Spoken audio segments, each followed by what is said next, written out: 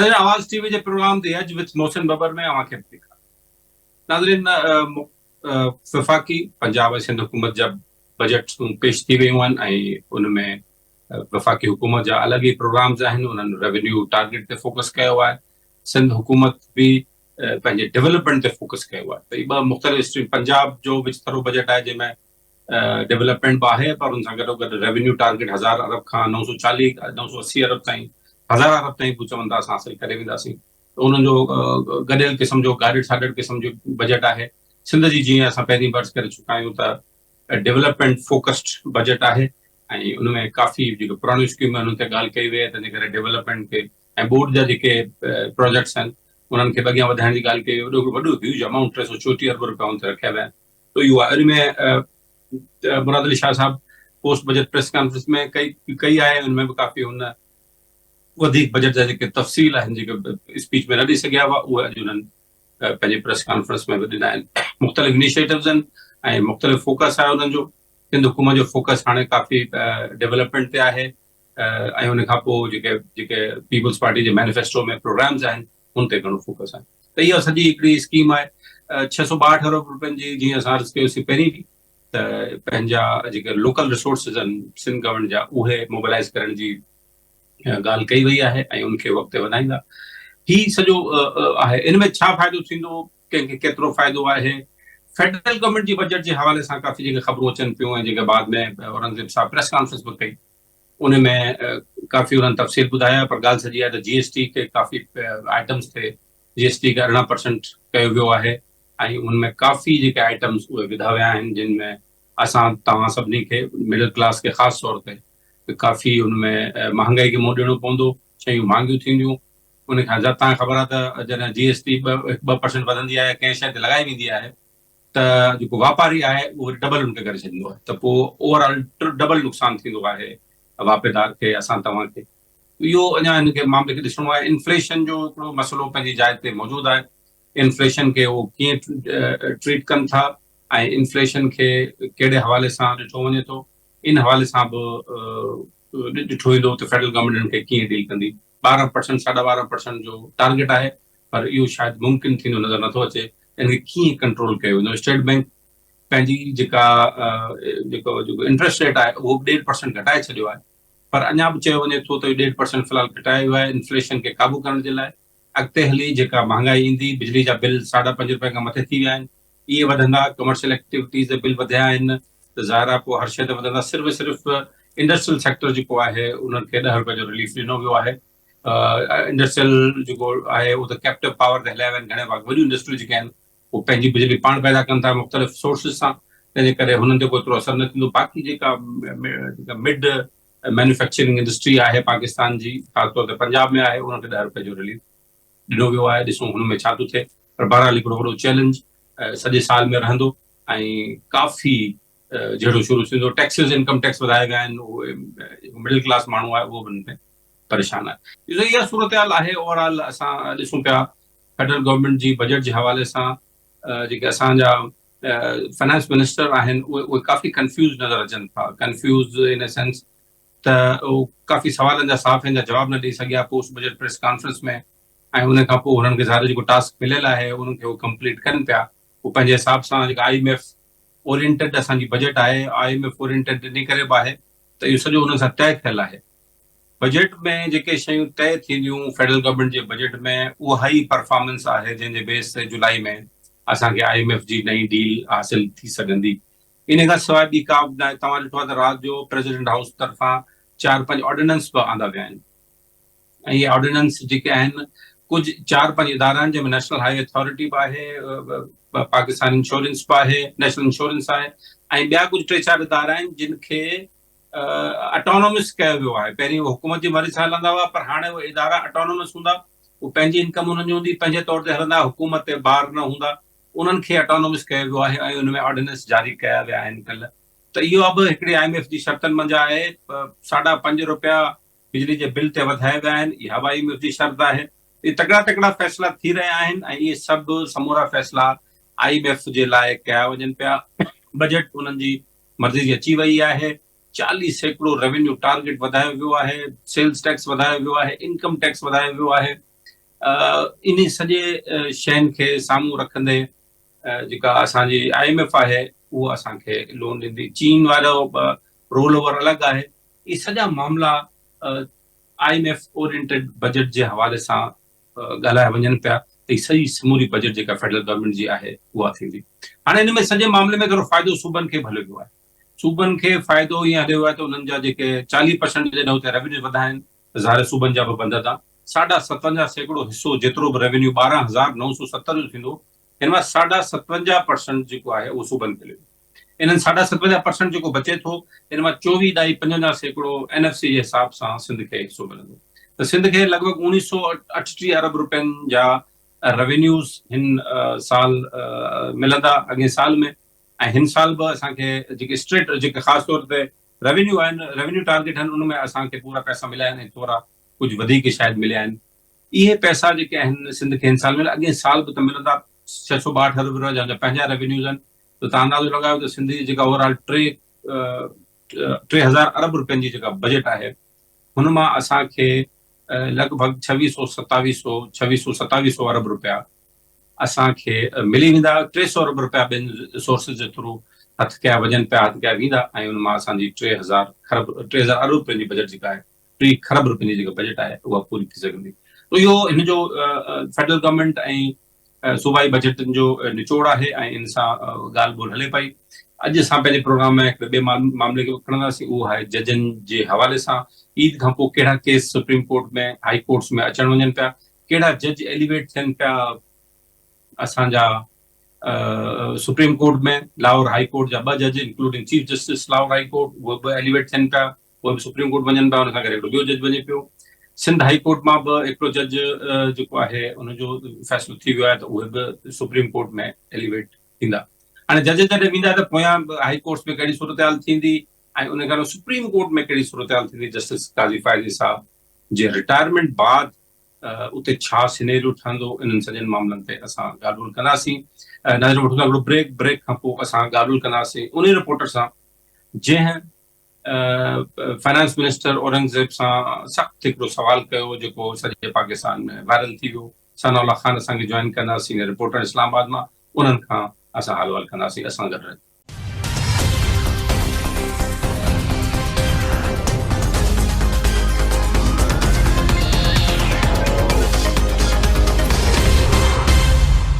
नाज़रीन welcome back. हाणे असां ॻाल्हि ॿोल कंदासीं इस्लामाबाद मां सीनियर सहाफ़ी सनाउल्लाह खान, जिन बजट जी फेडरल मिनिस्टर जी तकरीर दौरान तमामु ॾुखियो सवाल पुछियो ऐं जेको सवाल हक़ीक़त ते ॿधल हो ऐं सॼे पाकिस्तान में उहा वीडियो वायरल बि थी।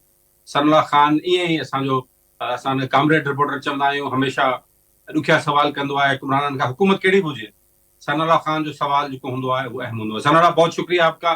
सनाउल्लाह आपने सारा बजट कवर किया, बजट स्पीच भी की, बहुत सारे टारगेट इन्होंने रख दिए। हम तो सोच रहे थे 25-30% टारगेट जो है रेवेन्यू का रखेंगे, लेकिन इन्होंने तो तकरीबन 40% जो ऊपर ले गए हैं। और ये क्या आप ये हासिल कर सकेंगे ये टारगेट?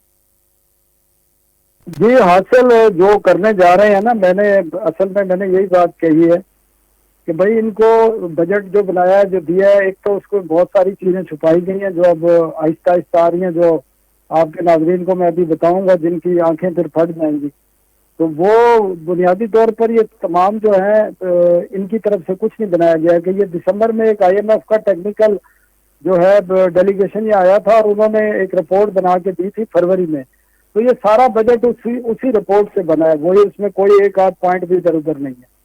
और अगर आपके नाज़रीन के लिए मैं बताऊं जो इन्होंने किया क्या है, सैकड़ों, मैं आपको चंद नहीं बता रहा, सैकड़ों ऐसी अशिया जिन पर GST नहीं था उन पे 10% से 18% GST लगा दिया है और चीज़ों का बताया नहीं गया। आज स्टैंडिंग कमेटी में बताया गया जिसमें आपकी जितनी भी पैक्ड अशिया हैं, मौसम जितनी पैक्ड अशिया हैं, जिसमें आटा भी आता है, दालें भी आती हैं, चावल भी आता है, उन तमाम पर दूध है, हर किस्म का दूध है, चाहे बच्चों का दूध है, चाहे जो हम चाय के लिए डब्बों का पैकेट दूध लेते हैं, इन तमाम पर 18% GST आयद कर दिया गया है।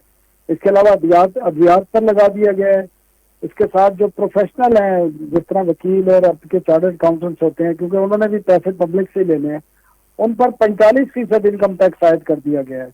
इसी तरह वकला की जो कंपनियां हैं, और इसी तरह इसको अगर हम शेड्यूल 6 देखें इनकम टैक्स का, तो उसमें जितने भी आइटम्स हैं जिनको एग्जम्पशन हासिल है वो तमाम एग्जम्पशन विड्रा करनी है। और साथ आज स्टैंडिंग कमेटी ने जो नॉन फाइलर है ना उनको नापसंदीदा डिक्लेयर करने की जो तजावीज़ थी वो सारी मंजूर करनी है।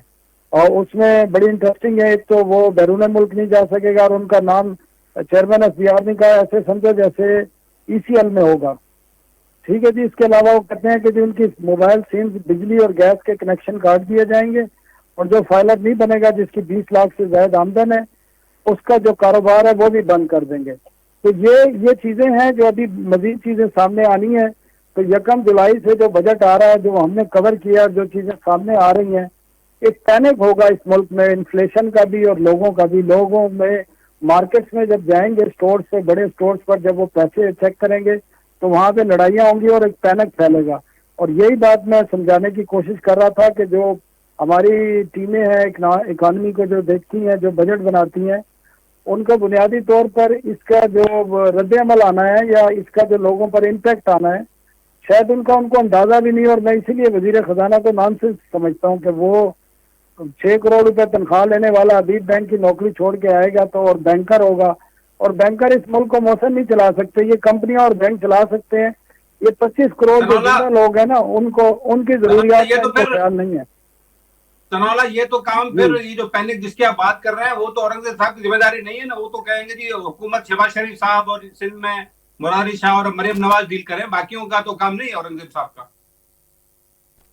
नहीं, काम तो उन्हीं का है ना। देखें उन्हीं की, उन्होंने ये सारी IMF के साथ नेगोशिएट किया और उन्होंने चीजें एक्सेप्ट की हैं।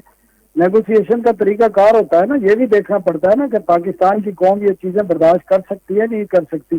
40% लोग तो वो हैं जो पॉवर्टी लाइन से नीचे जिंदगी गुजार रहे हैं, जिनकी योमिया आमदन $2 है। ये तो रिपोर्टेड चीज है जो डॉक्यूमेंट्स में खुद हुकूमत ने 1-2 साल पहले एक्सेप्ट की है। अब उसके बाद 2 साल हाइपर इन्फ्लेशन रहा है, तो उसके बाद भी यकीनन पॉवर्टी में इजाफा हुआ होगा, तो इससे मजीद पॉवर्टी भी बढ़ेगी, क्राइम रेट भी बढ़ेगा, क्योंकि जब गुर्बत होती है, लोगों के पास खाने को नहीं होता, तो फिर वो क्राइम की तरफ रुजू करते हैं। तो ये सूरत हाल इसी किस्म की बनने जा रही है। फिर तो ये 12% इन्फ्लेशन कैसे ये मेंटेन करेंगे? तो मुमकिन ही नहीं है कि 12% इन्फ्लेशन ये मुमकिन कर सकें, टारगेट जो रखा हुआ है। अच्छा देखें, इन्हें भी यकीन नहीं है मौसम, ये इन्होंने खुद एक्सेप्ट किया है और ये कहते हैं कि पॉलिसी रेट हमने इसलिए सिर्फ अभी 1.5% कम किया है कि हमें खदशा है कि इन्फ्लेशन दोबारा से ना चढ़ जाए, क्योंकि पॉलिसी रेट तो इससे अफरात ज़र से लिंक होता है और अफरात ज़र वो कहते हैं कि हमने एहतियातन 12.5% रखी है। अगर इन्फ्लेशन मजीद कम होती है तो पॉलिसी रेट कम करेंगे और अगर बढ़ेगी तो हमें ज्यादा एडजस्टमेंट नहीं करनी पड़ेगी। तो इस वजह से ये इन्फ्लेशन पर काबू कर लेंगे। अब मामला ये आता है कि सारा फोकस GST पे किया गया है। आपने जो पोस्ट बजट प्रेस कॉन्फ्रेंस में जो असल सवाल पूछा था कि आपने असल लोगों को तो हाथ ही नहीं लगाया है, जिनके असासे हैं, जिनकी फैक्ट्रियां हैं, जिनके मामलात हैं, उनको टैक्स नेट लाने में तो कुछ भी नहीं किया है, सवाए कि वो नॉन फाइलर उसको बंद कर देंगे।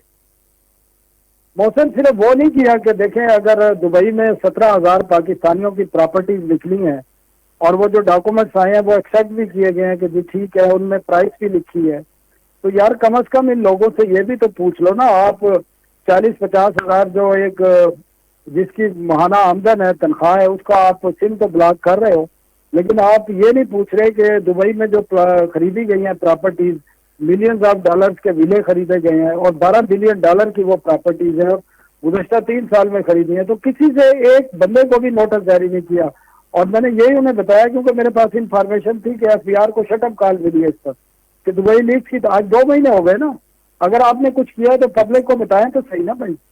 और दूसरी तरफ ये है कि हुकूमत के जो अपने अखराजात है ना, उनमें कोई कटौती नहीं की गई। आज सारा बोझ इन्होंने मिडिल क्लास और लोअर मिडिल क्लास पर डाल दिया है।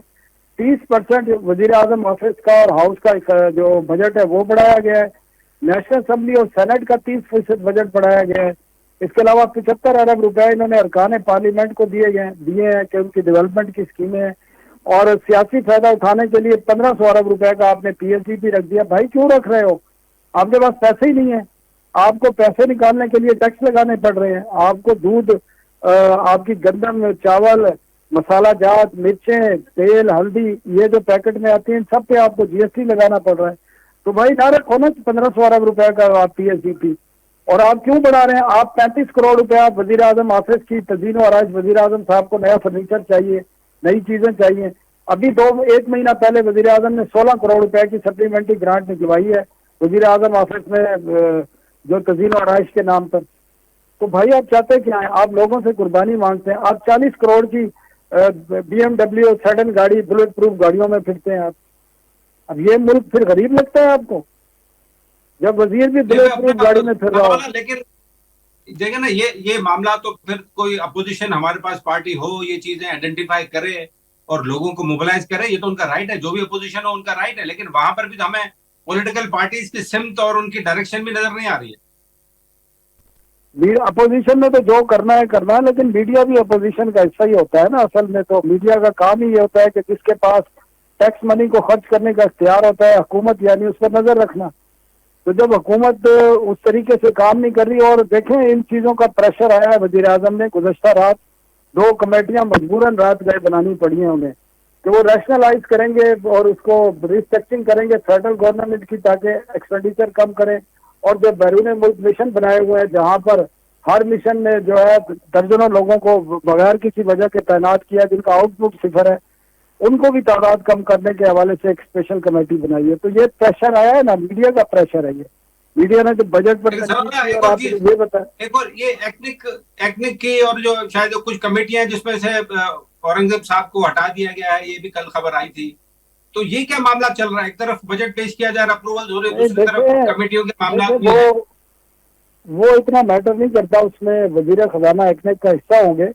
प्राइम मिनिस्टर ने इसकी सरबराही अपने पास ली है और उसका बुनियादी मकसद यही है कि डेवलपमेंट के प्रोजेक्ट को भेजना। उसमें मेरे ख्याल में कोई इतना वो इशू नहीं है। अगर prime minister chief executive of the country चाहता है कि वो किसी कैबिनेट कमेटी को हेड करे तो इसमें कोई बुराई नहीं है। अच्छा सर, एक और चीज जो ये कल प्राइम मिनिस्टर साहब ने अनाउंस किया कि इंडस्ट्री को उन्होंने 10 रुपए का दिया है, बिजली के बिल में एक रिलीफ दिया है। आप समझते हैं इससे इंडस्ट्री खुश होगी और उनका मसला बुनियादी तौर पर हल हो सकेगा? देखिए, 2 चीजें हैं इसमें मौसम। एक तो वजीर आजम के पास ऑप्शन कोई नहीं था इसके अलावा, और ये बड़ी इंटरेस्टिंग बात है जो मैं आपको बता रहा हूँ। मसला ये है कि आपके पास 35,000 मेगावाट की कैपेसिटी है और आपकी बिजली कोई लेने के लिए तैयार नहीं है। आपने कैपेसिटी पेमेंट करनी है 21 रुपए यूनिट की, तो आप किसको बिजली बेचेंगे भाई? अब कम से कम 65 रुपए तो दे ले रहे हैं ना, 60-65 रुपए तो उनको देंगे। दूसरा ये है कि आपकी जितनी भी इंडस्ट्री है वो सोलर पे शिफ्ट हो रही है। ठीक है, 100 केवी के लोगों ने, इंडस्ट्री ने अपने जो है सोलर सिस्टम लगा लिया और वापडा की बिजली वो लेने के लिए तैयार नहीं है। तो ये एक इंसेंटिव नहीं है, ये एक उसको अगर आप अंग्रेजी में कहते हैं कि ऑप्शन कोई नहीं है, हुकूमत के पास उसे यही करना पड़ेगा। और अगर नहीं करेंगे तो फिर आपके पास फालतू बिजली होगी और जो आपको कैपेसिटी पेमेंट करनी पड़ेगी वो भी आपको पब्लिक से वसूल करनी पड़ेगी और रेट बढ़ाना पड़ेगा, जिस तरह कल बढ़ाया 5 रुपए 70 पैसे फी यूनिट। तो रास्ता दूसरा जो है, मुस्लिम लीग नून का जो वोटर है वो बिजनेसमैन है, इंडस्ट्रियलिस्ट है, तो इसीलिए बजट में ताजरों पर जो टैक्स लगाना था वो अभी तक नहीं लगा सकेंगे।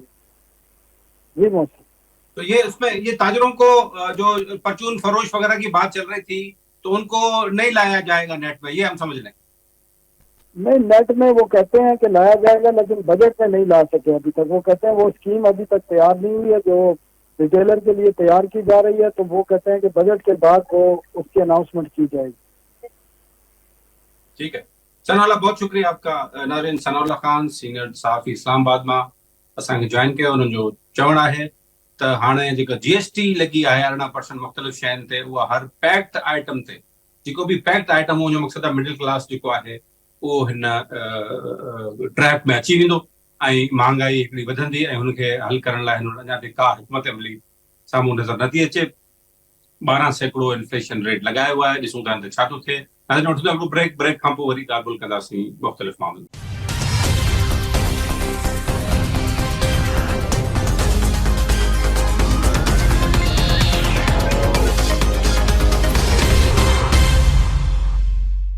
Welcome back. हाणे असां ॻाल्हि कंदासीं अदलिया जे मामलनि ते। अदलिया जे मामलनि में हाणे ईद जूं ज़रूर मोकलियूं थी वेंदियूं, पर बहरहाल अदालतनि में मुदाख़लतनि जो सवाल ऐं अदम मुदाख़लत जो सवाल पंहिंजी जाइ ते मौजूदु आहे।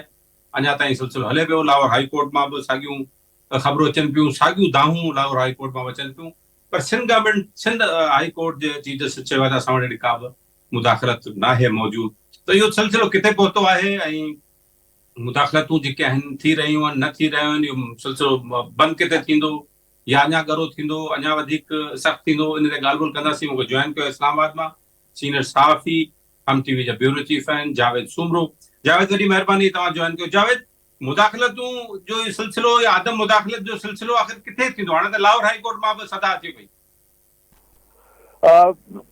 मौसम भाई, इहो ॾिसो न तव्हां त Lahore high court, Islamabad high court, Sindh high court, ॿियनि खां जेका इहा साम्हूं आवाज़ अची रही उहा पहिरियों अची चुकी आहे। हाणे सिंध हाई कोर्ट जे चीफ जस्टिस पारां जेका ॻाल्हि कई वई आहे उन जी जेका तब्दीली आहे, इहा तब्दीली जेका हिन वक़्तु आई आहे त उते मुदाख़लत कोन्हे, त इहा तब्दीली जी जेका हवा आहे मुंहिंजे नज़र में इहा शुरू थी चुकी आहे। उन जी हिकिड़ी मां सबबु तव्हांखे ॿुधायां त हिन वक़्तु judicial commission of Pakistan Lahore high court जे चीफ जस्टिस खे सुप्रीम कोर्ट जेको आहे सो एलिवेट कयो आहे, ऐं जजनि जी जेका तकरीर बाबति पार्लियामानी कमेटी आहे उन बि उनखे ओके करे छॾियो आहे। हाणे जॾहिं जिते इहो वॾो हिकिड़ो इल्ज़ाम लॻायो पियो वियो ख़ासि तौर ते लाहौर हाई कोर्ट खे, त लाहौर हाई कोर्ट जो चीफ जस्टिस ऐं कुझु अहिड़ा जज जेके सिधो सौ वञी करे ऐं कानून खां हटी करे PTI जे मामलनि में मुदाख़लत करे उन्हनि खे मुकमल तौर ते रिलीज़ ॾियनि था। हाणे जीअं अगरि मियां वाली वारो ताज़ो केस ॾिसूं त मियां वाली में जंहिं तरीक़े सां जज नज़र अब्बास नाले जज आहे, सेशन जज, उन उते 9 मई जे वाक़िअनि में मुलविस जेके माण्हू आहे उन्हनि खे आज़ादु कयो। इन खां अलावा जेके बि हिन वक़्तु सूरत हाल ॾिसूं था असां लाहौर जे अंदरि, ख़ासि तौर ते लाहौर हाई कोर्ट में, उन में PTI जे लाइ इहो तमामु घणो सॉफ्ट कार्नर असांखे बि नज़र आयो आहे। ऐं पाकिस्तान मुस्लिम लीग नून, पाकिस्तान पीपल्स पार्टी ऐं ॿियूं पार्टियूं जेके आहिनि उहे इन हवाले सां तमामु घणो तनक़ीद कनि थियूं लाहौर हाई कोर्ट ते। पर हाणे उहा तनक़ीद घटिजी वेंदी, छाकाणि जो लाहौर हाई कोर्ट जो चीफ जस्टिस जेको आहे जॾहिं इस्लामाबाद पहुचंदो सुप्रीम कोर्ट में बतौर जूनियर तरीन जज अची करे जॾहिं वेंदो त हुनजो जेको इख्तियार आहे बतौर चीफ जस्टिस उहो सुप्रीम कोर्ट में उहो इस्तेमालु न करे सघंदो। इन जे करे हाणे लाहौर हाई कोर्ट में जेके इहे आवाज़ूं उथियूं आहिनि उहे आवाज़ूं उथणु बंदि थी वेंदियूं, ऐं ॿिया जेके मौजूदु जज आहिनि लाहौर हाई कोर्ट जा उहे उन हिसाब सां इन मामले खे एॾो अॻिते खणी करे न हलंदा। बाक़ी रही ॻाल्हि सिंध हाई कोर्ट जे चीफ जस्टिस जी, त उहा ॻाल्हि असांखे इन जे करे बि सम्झ में अचे थी त उते इन हद ताईं या एतिरे वॾे हुन क्वांटिटी में इहो आवाज़ न उथियो आहे त बाबा हिते खां वॾी का मुदाख़लत आहे। सभ खां घणो आवाज़ उथियो आहे उहो इस्लामाबाद हाई कोर्ट में, उहो झगड़ो हिन वक़्तु बि हिते हली रहियो आहे। सो इहो जेको लाहौर हाई कोर्ट जो चीफ जस्टिस जंहिं ॾींहुं बि सुप्रीम कोर्ट जे जज तौरु हलफ़ खयो, उन खां पोइ इहे जेके आवाज़ूं लाहौर हाई कोर्ट मां अचणु शुरू थियूं आहिनि या शुरू थी रहियूं हुयूं उहे बचणु बंदि थी वेंदियूं। पर इहो जावेद, छा इहो जॾहिं इहो जज जेके आहिनि सुप्रीम कोर्ट में एलिवेट थींदा त लाहौर हाई कोर्ट जो चीफ जस्टिस ऑटोमेटिकली थी वेंदो, या उहो ज़रूरी न आहे त उहो थिए एलिवेट ऐं सेकंड थर्ड नंबर वारो ॿियो को जज अची वञे? ॾिसो, हिन वक़्तु लाहौर हाई कोर्ट जे चीफ जस्टिस जो नालो जेको आहे सो जुडिशियल कमीशन कंफर्म कयो। कंफर्म करण खां पोइ जेका अपॉइंटमेंट जे लाइ जजनि जी पार्लियामानी कमेटी आहे उन बि उनखे अप्रूव करे छॾियो आहे। हाणे सिर्फ़ु कानून वारी वज़ारत जे तरफ़ खां ईद खां बाद में या थी सघे थो त हिकु अधु ॾींहं जे अंदरि को अहिड़ो नोटिफिकेशन जेको आहे जारी कयो वञे जंहिंमें सिंध हाई कोर्ट जो चीफ जस्टिस ऐं इन खां अलावा लाहौर हाई कोर्ट जा 2 जज जंहिंमें chief justice Lahore high court आहे उहो बि, जॾहिं 3 जज इहे सुप्रीम कोर्ट में ईंदा त ज़ाहिर आहे हिकिड़ी ॻाल्हि इहा ज़ाहिर नज़र थी अचे त हिकु चीफ जस्टिस जा जेके इख्तियार आहिनि उहे सुप्रीम कोर्ट जे जूनियर जज वटि न आहिनि। बतौर chief justice Lahore high court हर इंतज़ामी मामला ऐं ॿिया जेके मामला आहिनि उहे लाहौर हाई कोर्ट जो चीफ जस्टिस ॾिसी रहियो, पर जॾहिं सुप्रीम कोर्ट में एलिवेट थी करे ईंदो त हिते त हुनखे बतौर जूनियर जज थी वेहणो पवंदो, ॿियनि जजनि सां गॾिजी हुनजी 3 रुकनी बेंच हुजे या 5 रुकनी लार्जर बेंच हुजे या 7 रुकनी लार्जर बेंच हुजे, उन में अची करे वेहंदो। सो सूरत हाल लाहौर हाई कोर्ट में बि तब्दील थींदी। पर हिकिड़ी शइ मां तव्हांखे इहा वाज़िब ॿुधायां मौसम साईं, त सुप्रीम कोर्ट में अचण खां पोइ जेका हिकिड़ो नालो ख़ासि तौर ते पाकिस्तान तहरीक इंसाफ़ जे मुख़ालिफ़ सियासी जमातुनि पारां लॻायो वेंदो आहे, जंहिंमें जस्टिस अतर मिनल्ला आहे ऐं इन खां अलावा 2 ॿिया जज आहिनि जिन जे बारे में चयो वेंदो आहे त हू सॉफ्ट कॉर्नर रखंदा आहिनि पाकिस्तान तहरीक इंसाफ़ जे हवाले सां। सो उन में थी सघे थो हिकिड़े अंग जो इज़ाफ़ो थी वञे जंहिंमें लाहौर हाई कोर्ट जो चीफ जस्टिस अची वञे ऐं जस्टिस अतर मिनल्ला जो जेको जे हवाले सां जेका ॻाल्हियूं थींदियूं आहिनि त हुननि जो सॉफ्ट कॉर्नर आहे त उहे 2 ॼणा 1 खां 2 ॼणा ॿ जज मौजूद जज थी वेंदा जेके सॉफ्ट कॉर्नर जिन जे बारे में चई सघिजे थो त उहे रखंदा। सुप्रीम कोर्ट में अहिड़नि जजनि जो वज़न वधीक थी वेंदो ऐं किथे वोट जी ज़रूरत पई त शायदि वोटिंग में असरअंदाज थियनि। न, वोटिंग जे अंदरि असरअंदाज जुडिशियल कमीशन में या सुप्रीम जुडिशियल काउंसिल में हो न थींदा, फ़िलहाल हू न थींदा। जॾहिं अॻिते वक़्तु ईंदो, थोरो वक़्तु गुज़रंदो, जंहिंमें काज़ी फ़ाइद ईसा रिटायर थिए या मौजूदु हिकु ॿ ॿिया जज जेके आहिनि उहे रिटायर थियण वारा आहिनि, उहे जेकॾहिं रिटायर थी था वञनि त उन्हनि खां पोइ ज़ाहिर आहे ही पंहिंजे उन जूनियर तरीन जज खां वरी 2 नंबर या 3 नंबर अॻिते अची वेंदा त इन्हनि जो पलड़ो आहिस्ते आहिस्ते अॻिते वधंदो वेंदो। त सूरत हाल ईअं तब्दील थींदी, हिकदमि असांखे तब्दील थींदी नज़र नथी अचे। अच्छा जावेद, हाणे सुप्रीम कोर्ट में ईद खां पोइ फौरन बाद में कहिड़ा केस अहम जेके आहिनि मौजूद आहिनि जिन ते ॻाल्हि ॿोल थींदी आहे, ते फ़ैसिला अचणा आहिनि, कार्रवाई हलणी आहे? मोहसिन भाई 20 तारीख़ ते हिकिड़ो केस लॻल आहे जेको इलेक्शन ट्रिब्यूनल जे हवाले सां फ़ैसिलो हुयो, उहो हिकिड़ो लॻल आहे। ऐं अॼु मां तव्हांखे ताज़ो ॿुधायां थो त वफ़ाक़ी हुकूमत जेका आहे सा बानी PTI जी जेका न्याणीअ जे बारे में चयो वेंदो टेरियन वाइट जे हवाले सां जेको इस्लामाबाद हाईकोर्ट जेका दरख़्वास्त साजिद अली नाले शहरीअ जी हुई उहा ख़ारिज करे छॾी हुई, उहा उन हवाले सां अपील जेका आहे सा अॼु सुप्रीम कोर्ट में दाख़िल थी आहे। हाणे उहा अपील ॾिसूं कॾहिं थी लॻे। इन खां अलावा बाक़ी जेके नेब तरमीम वारा केस आहिनि उहे बि तरमीम वारो जेको केस आहे उहो बि लॻल आहे ऐं ॿिया अहिड़ा केस आहिनि जेके जून जे आख़िरी यानी कि हफ़्ते ताईं यानी कि 30 जून ताईं उहे केसनि जा जेके ॿुधणियूं उहे लॻंदियूं। हिन जो माना हिकिड़ो सुठो एक्टिव जेको ईंदड़ हफ़्तो आहे सुप्रीम कोर्ट में घणो एक्टिव रहंदो। जस्टिस फ़ाइज़ ईसा साहब अक्टूबर में रिटायर थियनि पिया था, त इहो इन सॼे अरसे दौरान तव्हांखे काफ़ी एक्टिविटी नज़र अचे पियो? ॾिसो, काज़ी फ़ाइज़ ईसा जे हवाले सां जेको मुंहिंजो पंहिंजी जेका नज़र आहे काज़ी साहब जे हवाले सां, काज़ी साहब कंहिंजी मुदाख़लत में अचण वारो आहे कोन। बाक़ी हाणे जंहिं ॾींहं खां चीफ जस्टिस थियो आहे त हुन चीफ जस्टिस थियण जे करे इंतिज़ामी मामला आहिनि, घणी शयूं आहिनि, कुझु शयुनि सां हुन कंप्रोमाइज़ बि कयो आहे। पर हिन सॼी सूरत हाल जे अंदरि न मोहसिन साईं इहो आहे त काज़ी फ़ाइज़ ईसा हिन वक़्तु कोशिशि इहा कई। हाणे जीअं ॾिसो शहीद ज़ुल्फ़िकार अली भुट्टो वारो जेको रिव्यू पटिशन आहे उन अंदरि हुननि पंहिंजो हिकिड़ो बोल्ड डिसीजन वरितो नेब तरमीम जे हवाले सां। पहिरियों इहो फ़ैसिलो आयो त बाबा हुनखे जो इमरान ख़ान खे न विहारिबो या न ऑडियो लिंक ते आणिबो, इन क़िस्म जूं जेके ॻाल्हियूं थियूं ऐं ॿियूं केस जेका थिया आहिनि उन्हनि में बि हुननि जो पंहिंजो हिकिड़ो ज़ाती मामिलो साम्हूं आयो। सो उनखे हटाए करे ॾिजे त हिन वक़्तु जेको मुदाख़लत जे हवाले सां काज़ी साहब जे हद ताईं त मूंखे मां क्लियर आहियां ज़ाती तौर ते, छो जो मां रिपोर्टर बि आहियां, मां रिपोर्ट बि कयां थो ऐं हफ़्ते में 5 या 6 ॾींहं असां ज़रूरु सुप्रीम कोर्ट में वञी करे केसिस ॾिसंदा आहियूं, उनखे रिपोर्ट कंदा आहियूं। उन में काज़ी साहब जी मुदाख़लत आहे जेका उनजे मथां मुदाख़लत आहे उहा असांखे नज़र नथी अचे। त उन खां पोइ छा थींदो जावेद? ॻाल्हि सॼी अहम आहे त काज़ी साहब खां पोइ जा मामला वॾा अहम आहिनि, हिन साल जे आख़िर में ऐं नेक्स्ट ईयर में इक्वेशन का चेंज थींदी या सिलसिलो साॻियो जारी रहंदो? न, इक्वेशन ज़रूरु चेंज थींदी। ॾिसो, इक्वेशन ज़रूरु चेंज थींदी। काज़ी साहब सां गॾु जेके हुनजा लाइक माइंडेड जजिस आहिनि उहे ज़ाहिर आहे जॾहिं काज़ी साहब रिटायर थींदो त हुनजे रिटायर थी वञण खां पोइ हू ज़ाहिर आहे कंहिं हिकिड़े पासे ते ज़रूरु ईंदा, पर उहा इक्वेशन थोरी उन वॾे पैमाने ते चेंज थींदी नज़र नथी अचे।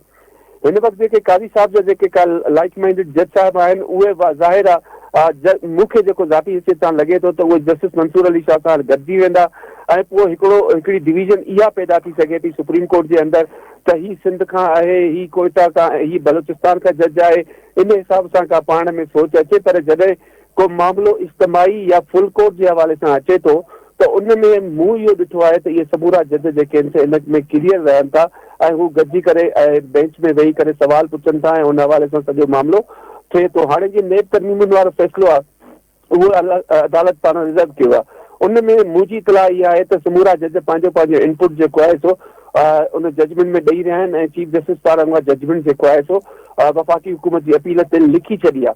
हाणे जजमेंट छा आहे उनजे हवाले सां असां नथा चई सघूं छो जो उहा बिल्कुलु टॉप सीक्रेट हूंदी आहे, पर असांजी मुंहिंजी ज़ाती इतलाह इहा आहे त नेब तरमीम वारे फ़ैसिले जे अंदरि काज़ी साहब सां जेको आहे फ़ैसिलो लिखी पंहिंजे ॿियनि मौजूद जज साहिबनि ॾांहुं माणियो आहे जंहिंमें हू पंहिंजो इनपुट ॾींदा। हाणे उहो इनपुट असांखे ॿुधाईंदो त उन्हनि जजनि जो जेके जज साहिबान हुया उन्हनि जो माइंड छा थो ॿुधाए। पर इन में इन केस जे अंदरि जस्टिस अतर मिनल्ला जूं जेके रिमार्क्स आहिनि या उन्हनि जो जेके सवाल उथारिया विया इन केस जे अंदरि ऐं उनजे करे इमरान ख़ान खे बि जंहिं तरीक़े सां उन में शामिलु कयो वियो ऑडियो और वीडियो लिंक जे करे इहे समूरी शयूं नज़र अचनि थी त इहो असां सम्झूं था इक्वेशन चेंज थींदी पर एॾी वॾे पैमाने ते न थींदी। ठीकु जावेद तव्हांजी वॾी महिरबानी। नाज़रीन जावेद सूरो सां गॾु इस्लामाबाद में मौजूदु हुआ। उहे चवनि था त जस्टिस काइस फाज़ी साहिब जे रिटायर थियण बाद का एॾी का इक्वेशन चेंज थियण जी नज़र न अचे पई। फ़िलहाल इहे शयूं कंटिन्यू थींदियूं जेसिताईं वञी जजनि जो अंग मुख़्तलिफ़ थिए। मुख़्तलिफ़ ख़्याल जजिस हर कंहिंजो पंहिंजो टेक्निकल ओपिनियन हूंदो आहे, पर बहरहाल कुझु जज ईंदा त उन खां पोइ ॾिसंदो, पर इहे हिन में अञा टाइम लॻंदो। नाज़रीन मोहसिन बबर खां जेको प्रोग्राम इजाज़त ॾींदा, सदाईं गॾु।